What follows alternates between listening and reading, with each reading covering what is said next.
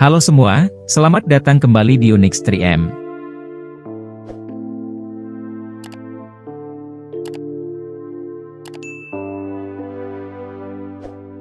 Selain Shinkansen di Jepang, TGV, Train Grande Vitesse, di Prancis merupakan pelopor kereta cepat di Eropa. Pada tahun 2007, TGV Prancis memegang rekor kereta tercepat di dunia dengan kecepatan 574,8 km per jam saat diuji coba.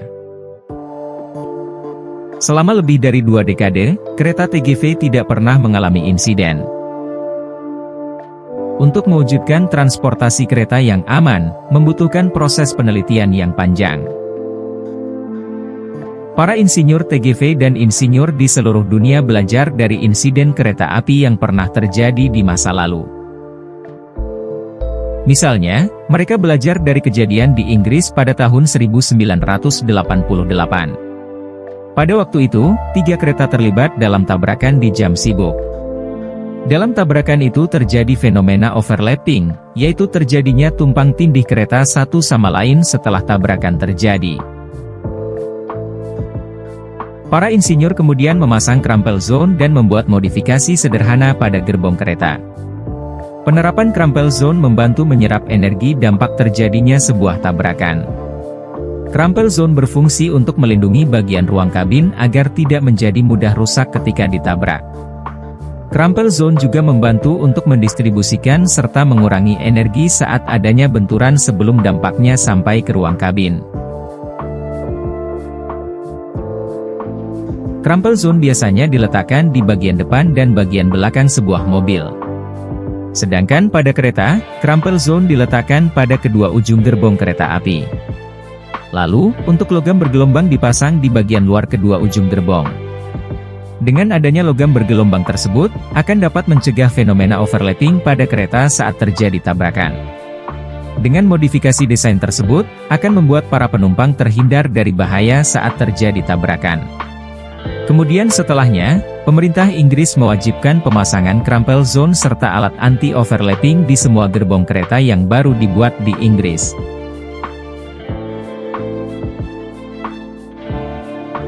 Para insinyur juga belajar dari insiden di tahun 1987 yang terjadi di Amerika Serikat. Tabrakan tersebut terjadi karena sebuah kereta barang menghiraukan sinyal berhenti. Kereta barang ditabrak oleh kereta Amtrak pada kecepatan 260 km per jam, sehingga menyebabkan fenomena jackknifing, yang membuat kereta api berbentuk zigzag. Setelah kejadian itu, Departemen Transportasi Amerika mengadakan review dengan membuat proyek, yaitu melakukan uji tabrak pada kereta. Pada uji tersebut, kereta dipasang crumple zone dan coupling system. Kemudian ditabrakkan pada sebuah dinding. Dari hasil uji tabrak, modifikasi itu dapat mengurangi risiko kereta api mengalami fenomena jackknifing saat terjadi tabrakan.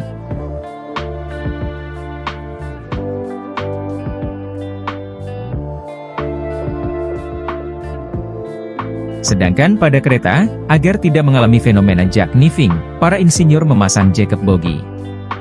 Biasanya, bogi berada di bawah gerbong. Namun, untuk jacket bogi, ditempatkan di antara 2 gerbong. Pengaturan ini membuat gerbong tidak akan pernah terpisah satu sama lain, sehingga gerbong akan lebih kokoh dan stabil. Dalam uji tabrak di tahun 1994, hasilnya gerbong tetap stabil serta tidak terdapat tanda-tanda mengalami fenomena overlapping dan jackknifing. Selain cara pemasangan sasis, bagian hidung TGV juga dipasang shock absorption, sehingga saat terjadi tabrakan frontal, pada hidung TGV dapat menyerap energi sebesar 6 mJ. Kemudian, untuk sabuk pengaman pada tempat duduk kereta api tidak disediakan, juga karena alasan keamanan dan keselamatan. Menurut para insinyur, pemasangan sabuk pengaman di kereta justru memperbesar kemungkinan penumpang terluka atau tewas ketika terjadi kecelakaan.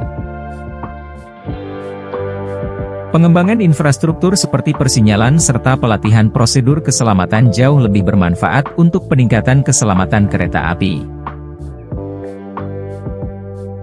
Masalah keamanan lainnya pada kereta api adalah mengalami train derailment, yaitu ketika kereta api keluar dari relnya. Kejadian anjlok ini sering dialami oleh sebuah kereta api. Menurut data tahun 2023 dari Association of American Railroad, sekitar 1.000 kereta api mengalami tergelincir tiap tahunnya di Amerika Serikat. Dari data kecelakaan kereta yang terjadi di Amerika pada tahun 2022, 66% dari total kecelakaan disebabkan oleh tergelincirnya kereta. Derailment bisa terjadi karena berbagai macam faktor. Salah satu faktor utama yang menyebabkan kereta tergelincir adalah berasal dari rel kereta sendiri. Rel kereta yang terlalu lebar, rusak, atau melengkung bisa menyebabkan train derailment. Rel yang rusak disebabkan karena kurangnya maintenance. Akibatnya, join bar atau penyambung rel menjadi retak dan ketika rusak, rel tidak akan mampu menopang pergerakan kereta secara aman. Selain rusaknya rel kereta, faktor lain yang menyebabkan kereta anjlok adalah rusaknya peralatan pada kereta, yaitu pada wheel bearing. Rusaknya wheel bearing disebabkan karena terlalu panas dan akhirnya membuat kereta tergelincir keluar dari jalur. Solusi untuk hal itu, Dewan Keselamatan di Amerika menyarankan agar dipasang lebih banyak temperatur sensor pada rel kereta. Dengan adanya sensor itu, nantinya akan dapat memberikan peringatan pada KRW jika terjadi panas yang berlebihan pada wheel bearing.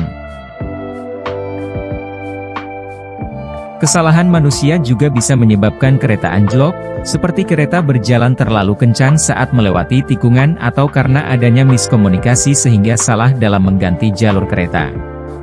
Pada tahun 2008, Kongres Amerika Serikat mewajibkan semua jalur kereta dipasang PTC atau Positive Train Control.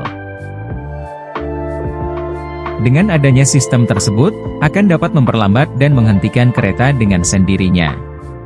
Pemasangan PTC di Amerika ini membutuhkan waktu sekitar 12 tahun agar PTC dapat terpasang semua. Dengan kebijakan yang telah ditetapkan di Amerika itu, kejadian kereta anjlok turun secara signifikan dibanding dengan 1 dekade yang lalu. Faktor dari pengguna jalan yang sering menghiraukan sinyal peringatan juga sering menyebabkan terjadinya kecelakaan pada perlintasan kereta api. Di beberapa negara, mereka melakukan uji tabrak kereta dengan mobil yang bertujuan untuk mengedukasi masyarakat agar mengindahkan sinyal pada perlintasan kereta. Selain itu, uji tabrak tersebut juga bertujuan agar masyarakat mengerti jika kereta tidak bisa melakukan pengereman secara mendadak layaknya kendaraan lain. Sistem pengereman pada kereta membutuhkan jarak pengereman agar kereta dapat benar-benar berhenti.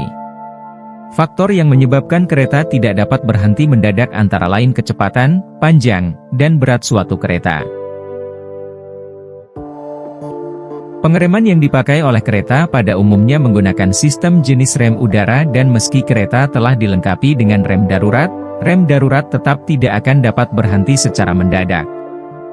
Rem darurat hanya menghasilkan lebih banyak energi dan tekanan udara untuk menghentikan kereta lebih cepat.